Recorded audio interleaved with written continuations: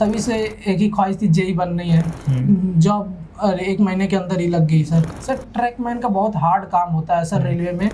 Railway की रीढ़ की हड्डी ट्रैकमैन को ही बोला जाता है सर। तो मोबाइल में अपना PDF बनाए रखते थे, सो जब लंच टाइम होता था तो उसमें कुछ पढ़ते थे या टेस्ट मारते थे 1-2 या रिवाइज करते थे। लेकिन सर जब इंटरव्यू पैनल में बैठे तो सभी लोग पहले जॉब प्रोफाइल के बारे में हमारे पूछे। सर रेलवे के बारे में पहले जो काम करते सर, बैलास्ट कितने mm का होता है, कैसे फील होता है, उसका रेंज कैसे होता है। सर हमारे स्टाफ लोग बहुत खुश हुए सर कि पहला लड़का है जो हमारे यहाँ से अपने मेहनत से जॉब लेकर निकल रहा है। सब बहुत लोग खुश थे सर। हमारे जो हेड थे हमारे, वो बोले सर कि तुम तो हमसे ही ऊपर जा रहे हो।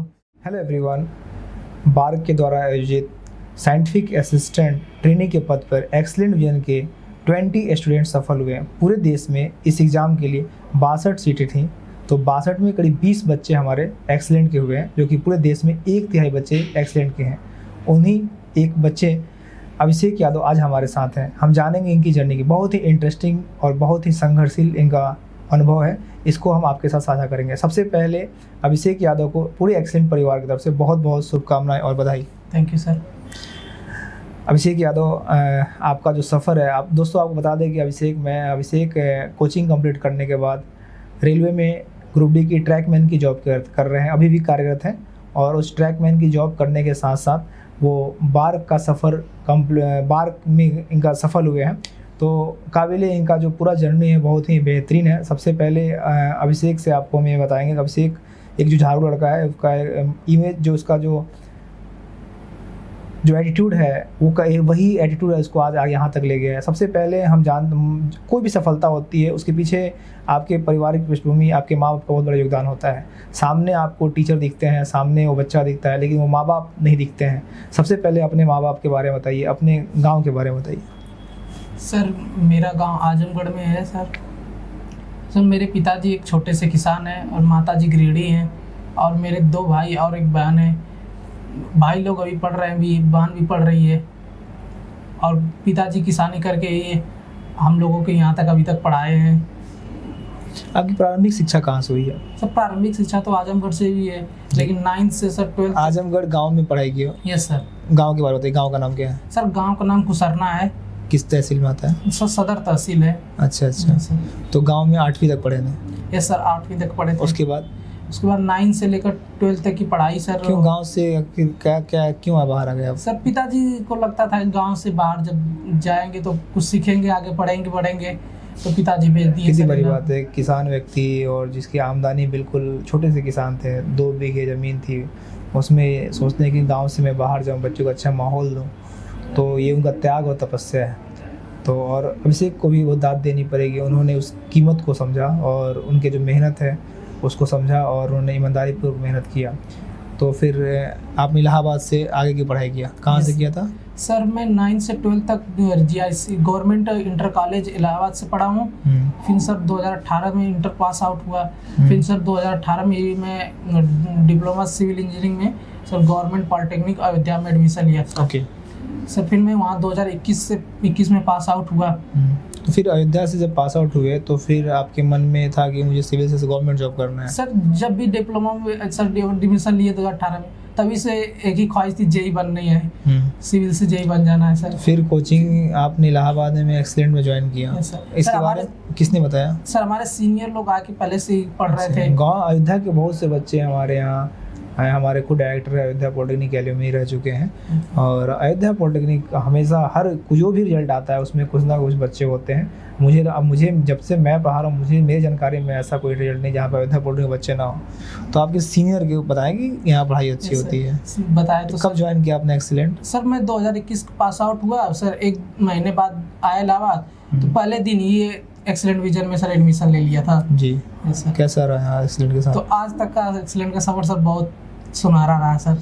बहुत साथ एक्सीलेंट, बहुत फैमिली जैसा साथ दी थी सर। तो जैसे कोचिंग कंप्लीट हुआ आपका, फिर जॉब हो लग गया? ये सर कोचिंग कंप्लीट होते ही जॉब 1 महीने के अंदर ही लग गई सर। कहाँ पोस्टिंग थी आपकी? सर पहली मेरा प्रयागराज डिवीजन था और अलीगढ़ में पोस्टिंग थी सर। अलीगढ़ में पोस्टिंग थी। तो आपका पद ग्रुप डी में ट्रैकमैन का था। ये ट्रैकमैन का कार्य क्या होता है, इसके बारे में बताएंगे? सर ट्रैकमैन का बहुत हार्ड काम होता है सर रेलवे में। रेलवे की रीढ़ की हड्डी ट्रैकमैन को ही बोला जाता है सर। उसमें पूरे ट्रैक को ही देखना पड़ता है, ट्रैक कहीं बकल ना कर जाए, कहीं फ्रैक्चर ना हो जाए, बैलास्ट भरना रहता है सर। ट्रैकमैन आपका रेंज कितना किलोमीटर का स्टेज था? सर हमारे स्टेशन का रेंज 8 किलोमीटर का था। तो 8 किलोमीटर के ट्रैक को आपको चेक करना था, उसका ब्लास्टिंग सही है कि नहीं, कहीं बकल हुआ है कि नहीं हुआ।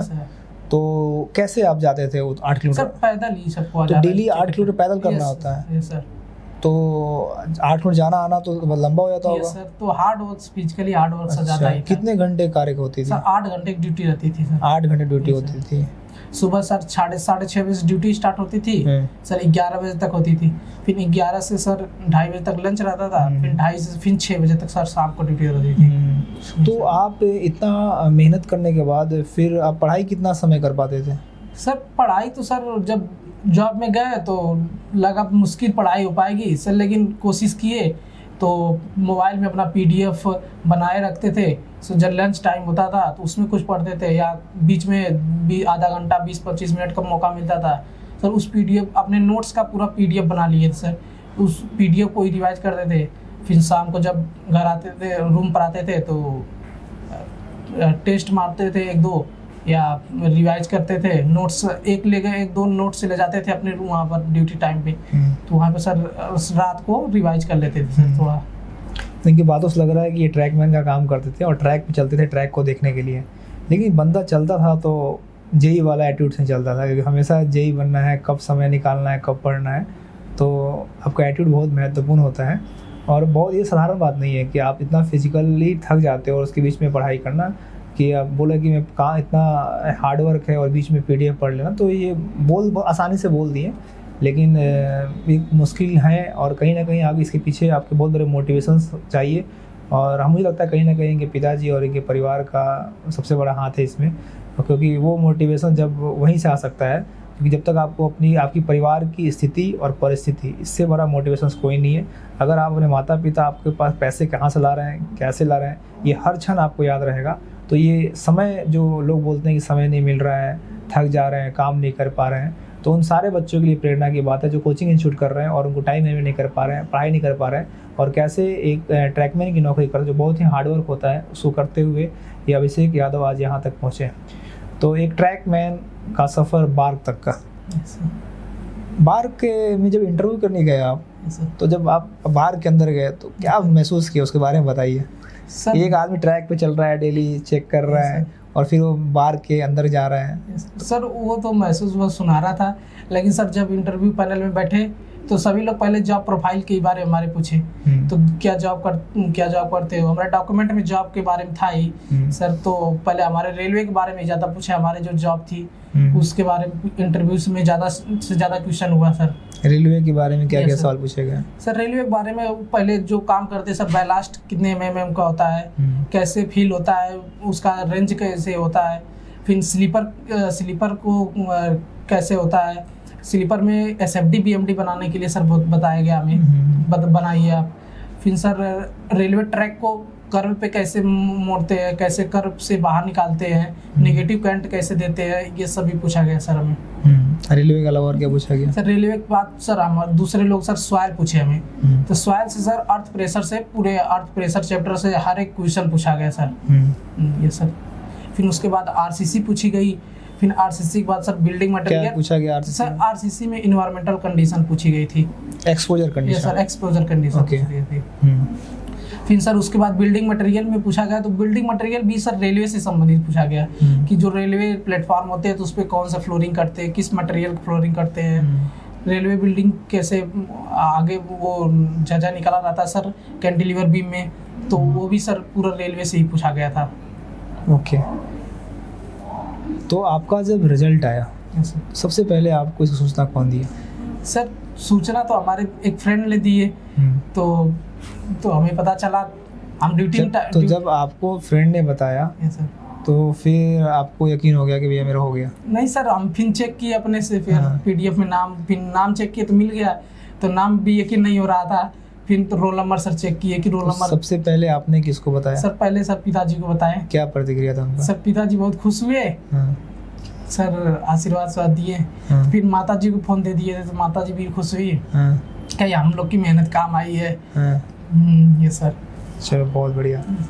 और फिर आपके जो सहकर्मी थे जो आपके साथ ट्रैक पे चलते थे, यस सर। हाँ, सर हमारे स्टाफ उनका क्या यस सर, रिएक्शन सर था? हमारे स्टाफ लोग बहुत खुश हुए सर कि पहला लड़का है जो हमारे यहाँ से अपने मेहनत से जॉब लेकर निकल रहा है, इस रेलवे से बाहर कहीं जॉब लिया है। सब बहुत लोग खुश थे सर। हमारे जो हेड थे हमारे, वो बोले सर कि तुम तो हमसे ही ऊपर जा रहे हो।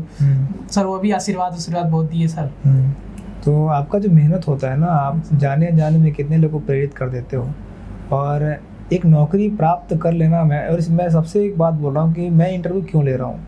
ये इंटरव्यू मैं कोई प्रचार प्रसार नहीं कर रहा हूँ। ये इंटरव्यू हम ये नहीं बता रहे हैं कि हम ये दिखाना चाह रहे हैं कि हमारे यहाँ जो बच्चे हुए हैं ये कैसे बच्चे हुए हैं, ये कि इनका क्या जर्नी है। तो एक अच्छी टीम एक्सीलेंट की, एक अच्छा संस्थान है, पूरी टीम, एक पूरा इसके पीछे टीम वर्क है। लेकिन जो बच्चे जो सफल हो रहे हैं उनका एटीट्यूड मतलब रखता है कि आपका जो एटीट्यूड है अपने को लेकर, अपने लाइफ को देखने का तरीका, तो मैं दिखाना चाहता हूँ कि एक्सीलेंट में कैसे हीरे से ही भरे हुए हैं। आप लोगों को जैसे बच्चे एग्जाम निकाल जाते हैं, अभी हम लोग हमारी नज़रों में बहुत ऐसे हीरे हैं जो एग्ज़ाम नहीं निकाले हैं, लेकिन आने वाला समय उनका भी होगा, मुझे यकीन है। और हर टीचर उसको जानता है कि कौन से बच्चे हैं निकालेंगे, एग्ज़ाम निकालेंगे। लेकिन जब बच्चा वहाँ से आता है तो वो साधारण बच्चे नहीं हैं ये लोग, तो ये अपने आप में बहुत ही काबिल तारीफ़ है। तो हमेशा अपने आप को जानिए कि आपका किसी से मोटिवेट होने की ज़रूरत नहीं है। आपने याद रखिए आप कहाँ से आए हो, कैसे आए हो, और हमेशा फोकस रहिए कि हमको जीवन में क्या करना है। तो इनका जो ट्रैकमैन का सफ़र रहा, और आप क्या कर, वहाँ के जो सहकर्मी है, मैं कह रहा हूँ कि कितने जो उनके साथ काम कर रहे हैं उनको प्रेरित किया, जो बच्चे इनके साथ तैयारी कर रहे हैं आप उनको प्रेरित करते हो, जिस गांव से आते हो वहाँ प्रेरित करते हो। आपको पता ही चलता है जाने अनजाने में आप कितने लोगों को प्रेरित कर दिए और कितने लोगों को आशा दे दी है। मैं यकीन के साथ कह सकता हूँ कि उसी ग्रुप डे में बहुत से लोग लगे होंगे, अब उनको आशा हो गया कि अगर मेरे साथ कार्य करने वाला आदमी अगर ये नौकरी निकाल सकता है यहाँ पढ़ते पढ़ते, मैं क्यों निकाल सकता हूँ। तो एक मैसेज है सबके लिए, और इस इंटरव्यू का मेन मकसद ये है कि समाज में सबको एक प्रेरणा मिले कि ये कोई मुश्किल नहीं होता है। अगर हमारे अंदर में दृढ़ इच्छा शक्ति हो तो हम कुछ भी कर सकते हैं। तो आपने एसएससी जेईई का भी एग्जाम दिया है, ठीक है ना? तो एसएससी जेईई के प्रीलिम्स में कितने नंबर थे बताइए? सर 2022 में दिए थे तो प्री तो हो गया था। हाँ। सर मेंस में फिर से छट गए थे सर। उसमें 132 नंबर थे, पहला attempt sir SSC JEE sir था। तो मेंस दिए थे उसमें? यस सर, उसमें मेंस दिए थे। मेंस सर थ्योरेटिकल तब होता था पहली बार, लास्ट टाइम था वो, लास्ट टाइम था। हाँ, हाँ। तो थ्योरी में सर थ्योरेटिकल नहीं हुआ मेंस में। ठीक सर 2023 में मेंस प्री दिए, इस बार दिया? Yes sir. हाँ। फिर 125 उसमें रहा सर, उसमें मेंस में छट गए। पिछली बार, हाँ। यस सर, उसमें मेंस तो पहला ऑब्जेक्टिव मेंस था वो, पहला ऑब्जेक्टिव था। फिर सर अब इस बार 2024 में प्री दिए हैं सर, उसमें 146 नंबर है। 146? Yes sir. अरे वाह। तो दोस्तों 2 प्रीलिम्स निकाल चुके हैं, तीसरी बार प्रीलिम्स निकाले। आप समझ जाइए क्या कंसिस्टेंसी लेवल है। हाँ, 146 नंबर एसएससी जेईई में प्रीलिम्स में निकाले हैं, और इस बार कभी मेंस हुआ नहीं भी ना? मेंस होने वाला है। और मुझे पूरा यकीन है कि एक्सीलेंट के जो एसएससी जेईई का रिजल्ट होगा उसमें एक चेहरा ये भी होगा, ठीक है? और ये सही में सबके लिए टाइम मैनेजमेंट को लेकर जो लोग रोना रोते हैं उन सब के लिए एक बेहतर एग्जाम्पल है अभिषेक यादव। तो अभिषेक, हम आपको शुभकामना देते हैं कि आप मेंस में बेहतर करो और एक अच्छा रैंक लाओ, ठीक है ना? और पूरा जान से लगो, हमेशा लाइफ में आगे बढ़ने की कोशिश करो, रुको मत, हमेशा अपने आप को बेस्ट से बेस्ट करो, ठीक है ना? ये आपके अंदर के व्यक्तित्व को निखारता है। और हम उम्मीद करते हैं कि जो भी आपके सपने हो, आप उसका सपने आपके पूरे हों, और जहाँ भी नौकरी करो बहुत बेहतरीन काम करो, आसपास के लोगों को प्रेरणा बनो, अपने गांव के लिए प्रेरणा बनो, समाज के लिए बेहतर करो। हम आपके उज्जवल भविष्य की कामना करते हैं।